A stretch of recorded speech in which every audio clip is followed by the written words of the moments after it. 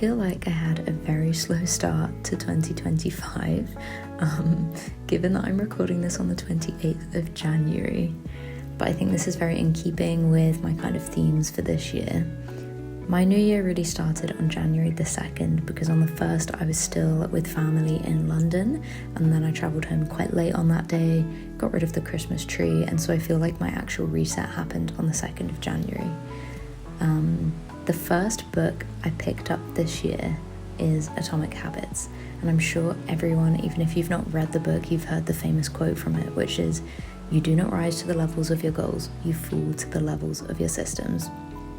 This was the first book that I picked up this year, and after a very hectic Christmas season, which is always filled with cramming in, trying to see all of my friends and family, which is always lovely but also very exhausting, I find that January is the perfect reset time. I really love the new year and setting new year goals, although I would say that normally the only goal that ever seems to stick is my Goodreads one. So this year, inspired by Atomic Habits and feeling very late to the game on this one, I decided to implement some systems alongside my goals. And this process did take quite a long time. It took a few days. I put aside time each day to do some deep thinking, for reflecting and goal setting. So the first thing I did, which you can see, is me journaling. I journaled about the last year. What were the highlights? What were the challenges? What would I have liked to be different? Some highlights for me were doing things I never thought I would do, like going to my first life drawing class, achieving my first belt in Kung Fu, and getting my master's. But there are a lot of challenges as well. I really struggled with self-doubt this year and insecurity after graduating. I got the graduation blues so bad this year, and just feeling like I let the opinions of others really get to me. It did take quite a long time to journal everything and to reflect, but I'm really, really glad I did. I think having an in-depth reflection on your last year allows you to be way more intentional about the new year.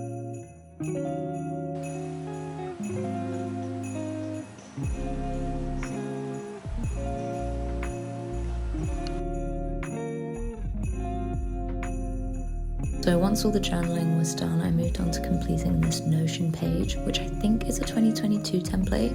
It's by Rowena, who I love. I'll link the original video below where she talks about it in more detail. But basically, it's a page that guides you through really reflecting on your past year and allowing you to think about what you would like to have in your new year. I love doing these. I do one every year, and so based off this, I decided that my word for 2025 is going to be intention.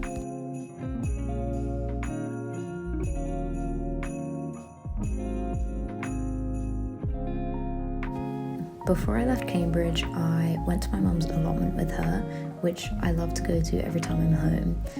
But in the winter, I think allotments can look pretty barren, and so can gardens. But once you start really getting in and looking, you realize there are so many plants and flowers that are just resting in the soil. They're just wintering, biding their time until they're blooming in spring. And that's really how I felt about winter this year. It's been really challenging, particularly given that the winter period was when I had the graduation blues the worst. And one of the really difficult things is that a lot of the progress I was making wasn't really hitting the surface level yet. It's all very like under the ground and rooty, but this afternoon in the garden really reminded me that it will eventually, hit the surface and I will get to bloom again.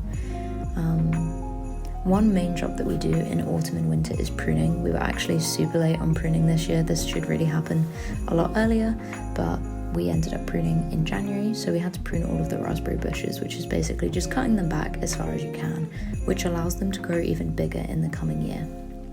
And as I was pruning, this is quite a long job, it got me really thinking that much like the garden, we also as people benefit from pruning and from analysing our lives and getting rid of things that are no longer serving us.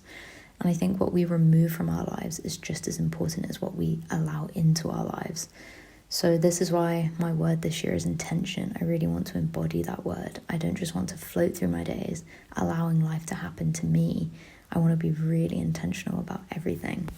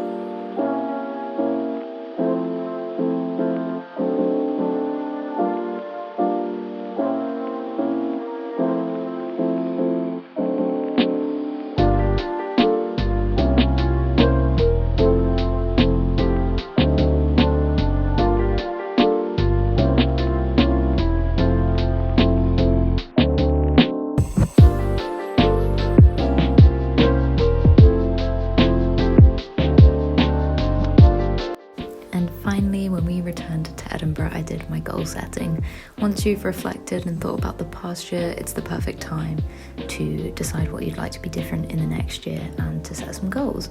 So I always use the same categories. These are things like health, family, relationships, and I go through each one and set some goals. Sometimes these are like more loose intentions for the year, and sometimes these are very specific goals. For example, a couple of my goals this year was to do the whole of January without social media, to read 52 books, so a book a week for the year, and to run a 10k. So some are very specific and others are kind of more loose goals.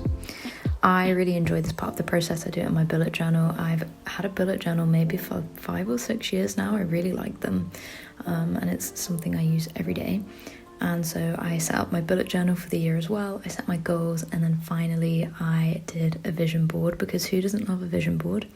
It's like the best final step, putting everything that you've thought about onto an actionable kind of board that you can see all the time. So I made mine on Canva, and yeah, it's now on my phone. And so now I have my vision board and I look at it every day, and it just reminds me of what I want out of this year.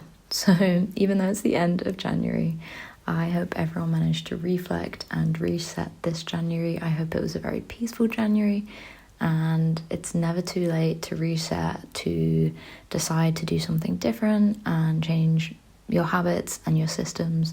You can do that at any point.